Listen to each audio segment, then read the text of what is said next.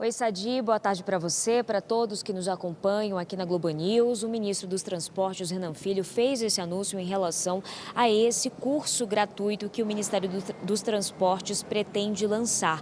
Segundo a pasta, esse curso será oferecido a todos que queiram se preparar para a prova teórica para tirar a Carteira Nacional de Habilitação, e o conteúdo ele vai ser disponibilizado em diversos formatos, como vídeo, texto, também por áudio, tudo isso dentro dessa plataforma que o Ministério dos Transportes está desenvolvendo. Isso, como você disse, Sadi, está na esteira daquela resolução, aquele projeto de resolução que o governo vem construindo para tentar baratear esse processo de tirar a Carteira Nacional de Habilitação.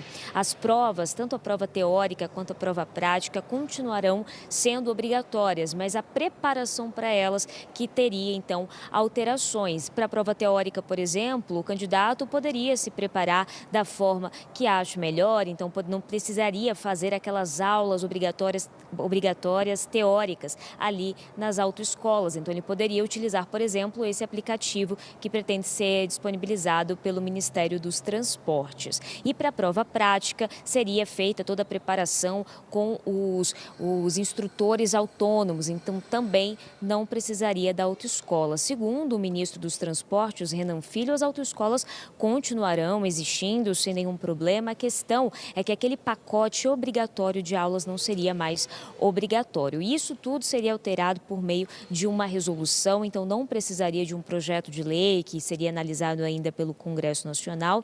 E essa resolução agora, ela está disponível para ser submetida a sugestões ali de alteração da participação popular. Então está disponível em plataformas para poder então ter essa participação da população. E até o momento, a última informação que nós temos, essa participação popular foi aberta no dia 2 de outubro, vai até domingo, e já foram mais de 62 mil sugestões nesse projeto de resolução. Vamos acompanhando então para ver como é que isso vai ser feito, quando será publicada essa resolução, como é que ela vai vir, se esse curso realmente será lançado em breve. Volto com vocês aí no estúdio. Achei que a gente tivesse uma sonorazinha.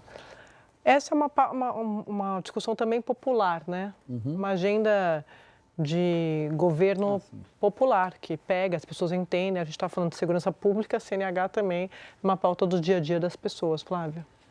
No dia a dia das pessoas, sobretudo fora de região metropolitana. Sim. E norte e nordeste também. O nordeste, por exemplo, as motos, é um negócio, enfim, inimaginável, né? A circulação de motos coincide com a crise do transporte público, do sistema público de transporte. A gente vê pesquisas sobre isso, né? Do carro e da moto. O fim do jegue, que as motos substituem.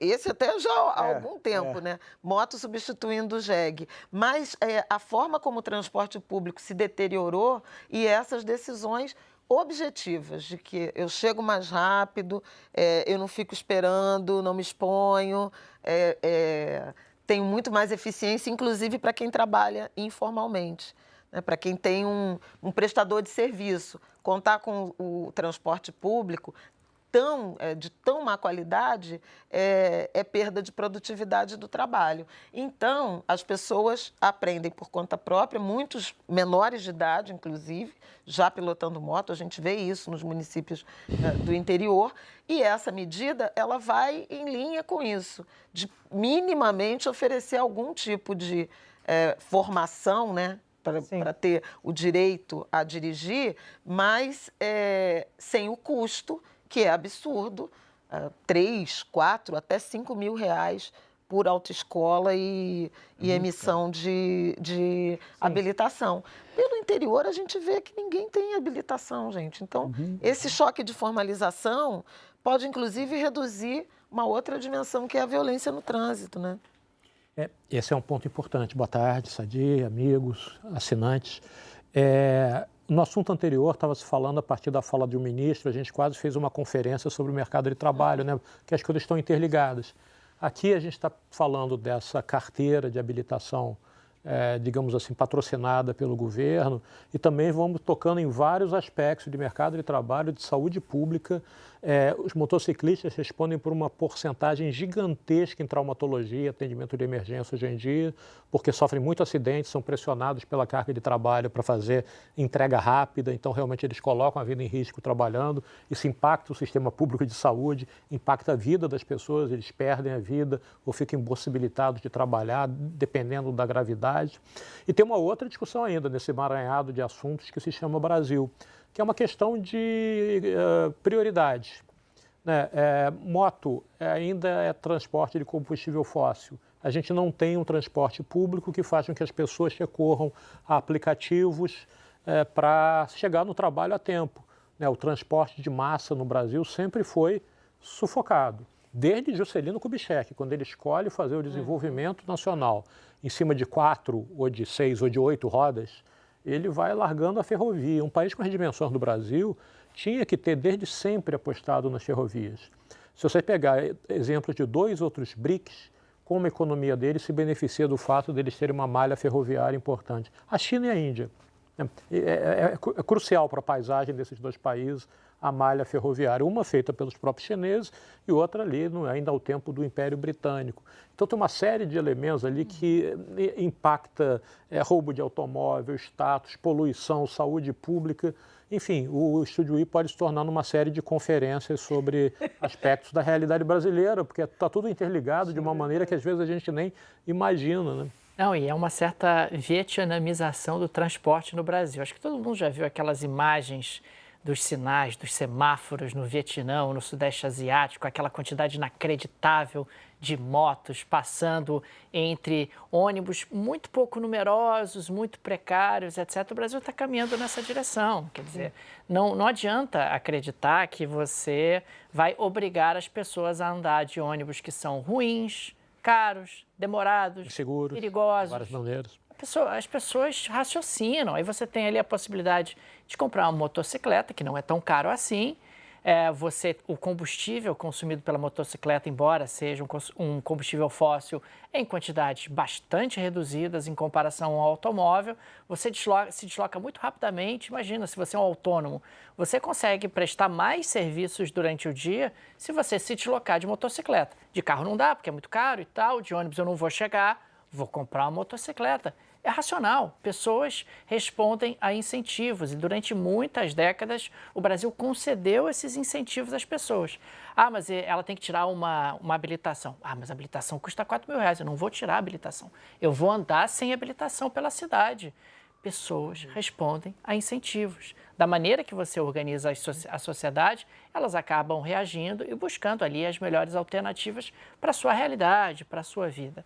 E nesse caso em particular, a gente conhece bem como funciona a questão da habilitação, não é exatamente focada na qualidade do motorista que vai sair dali. A gente sabe disso. Muito entre nós aqui, somos poucos aqui nesse ambiente, a gente sabe que está muito mais preocupado com as taxas que vão ser oferidas pelo governo, está muito mais preocupado com o dinheiro da autoescola. Quase um cartório, né? É quase Exatamente. A grana que as autoescolas vão saber. Quantas pessoas a gente não ouve dizendo que tirei a carteira, mas fui aprender a dirigir depois que eu tirei a carteira? Porque a prova não media, a prova não era ali uma avaliação realmente adequada se aquela pessoa estava habilitada, se ela tinha condições de trafegar comandando ali um veículo com segurança para si e para os outros. Então, essa é uma discussão que precisa ser feita. A gente precisa repensar, precisa baratear e precisa reorganizar o modal de transporte nas grandes cidades brasileiras e no interior também. Achei que o Otávio ia comentar. Acho que a Ana o ministro Renan, quando deu entrevista, eu acho que a Ana até estava nessa entrevista, em que ele mencionava que a legislação hoje são 45 horas de aula teórica, obrigatória, e 20 de aulas práticas nas autoescolas. E que também havia essa intenção de o conteúdo teórico, você aprende de uma forma mais livre, e as horas de aula prática com instrutores independentes e não no monopólio das autoescolas. Um pouco essa Me parece a ideia. Eu quero comentar assim. O Departamento de Trânsito do Estado brasileiro, acho que é um dos piores setores assim da burocracia federal. E isso em todos os governos. Por quê? Porque a gente tem um problema gravíssimo de mortes em estradas, etc, etc. E, tradicionalmente, o Departamento de Trânsito da União, principalmente, ela dá soluções para problemas, digamos assim, soluções ineficáveis para problemas graves. Então, eu lembro uma vez que todo mundo era obrigado a ter um kit primeiros socorros no carro, era gases, tesoura sem bico, era gás. esparadrapo. Era gase, não gases. Oi? Ter gases no carro é outra coisa. É o quê? Gase é carro gases. Você tinha que ter uma gase, você tinha que ter uma tesoura sem bico, você tinha que ter esparadrapo e você tinha que ter mais alguma coisa. O que era? Extintor. Gás você tinha que tomar um remédio, né, para evitar o desconforto do carona. Esparadrapo, né? Esparadrapo. E, assim, uma bobagem. Você escolheu palavras com as quais você não tem intimidade na mesma frase. Hoje pensa, olha só, reflita. Hoje você acha meu que vale a pena? último dia de trabalho. Eu vou falar como eu quero. Então, botava gases, esparadrapo, o que mais que tinha? Tesoura sem bico. E aí depois eles cismaram que... Antissético. Antissético. Aí depois cismaram que a gente tinha que ter... como é que eu posso falar extintor do meu jeito? Eu vou falar igual a Eva. A Eva, quando faz um desenho, fala assim... Eu vou garrafa vermelha. Extintor. Que tinha que ter validade de 2 anos. Isso. Então, você ficava 2 anos, senão o extintor. Os carros não pegavam mais fogo, à exceção das Kombis velhas. Os carros não pegavam fogo e você tinha que trocar o extintor a cada 2 anos. Quer dizer, eu desconfio que havia uma indústria, quer dizer, eu tenho certeza que uma indústria ficou muito feliz. A indústria do kit de socorro, a indústria do extintor, do carro que não pegava fogo, mas você tinha que ter um extintor. Então, assim, aí depois inventaram pardal, que é uma boa iniciativa, desde que em locais que realmente tenham alto índice de acidente e que haja um acompanhamento para saber se aquele pardal, aquele radar está diminuindo o número de acidentes. Então, nada. Então, o Departamento de Trânsito sempre foi uma... Oi? Uma máfia.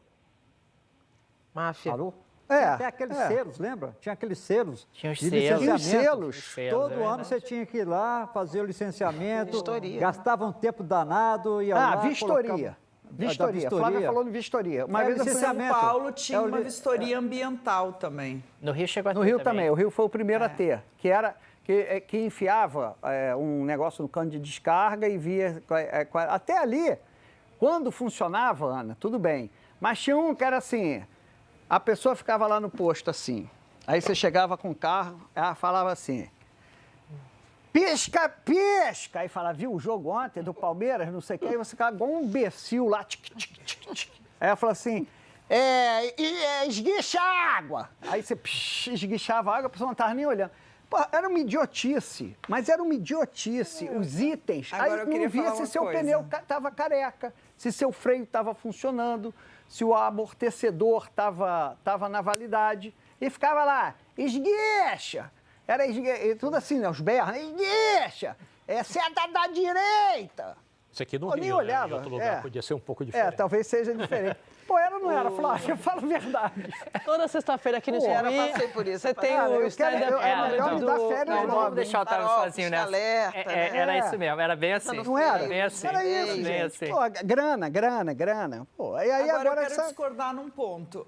A gente vive uma precarização na forma como se faz toda essa fiscalização do transporte. O trânsito brasileiro é péssimo, a gente tem um número de mortes, um número enorme. Por quê? Porque o nosso transporte público é ruim, todo mundo não confia, as pessoas não confiam no nosso transporte público, foi uma opção de todas as cidades brasileiras, em algumas localidades o transporte público funciona melhor.